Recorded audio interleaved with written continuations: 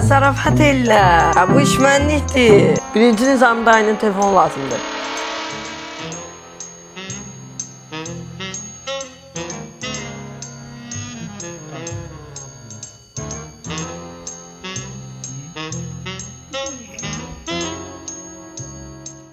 Yes, telefon hazır. İndi də növbə sən. Telefondakı məlumatları götürdüm. İndi bizə lazımdır insan resursları, satış, tədbir təşkilatçısı, sağlam qida, nik təlimçisi.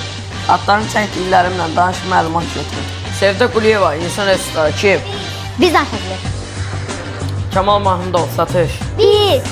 Qarabova, tədbir təşkilatçısı. Fərid Səfərov, sağlam qida. Mən. Ayda Hacıyeva, nik təlimçisi. Biz. Salam Ayda xala, mən Salam. Mən də Nuray. Köməyiniz lazımdır. Əlbəttə köməyiniz.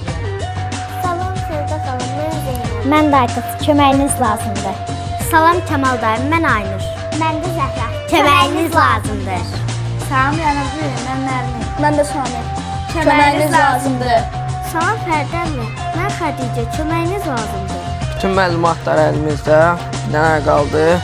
Müdirə atmaq.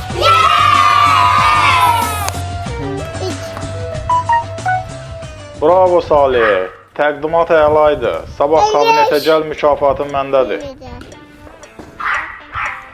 Halal olsun Zamin. Deyəsən işi görür. Zamin, müdür səs atıb. Çox bəyənib dedi. Halal olsun sənə. Halal olsun. Çox təriflədi. Çox sağ ol Zamin. Yenə bu nəfs. Neysə, nizam. Zamin, müdür səs atıb. Çox bəyənib dedi. Halal olsun sənə. Nəyə bəyənib müdür?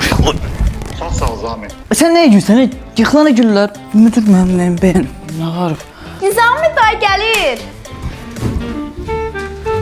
Nizami də yaxşısan? Yaxşıyam uşaqlar. Bir möcüzə oldu. Bilmirəm necə. Amma işlər düzəldi.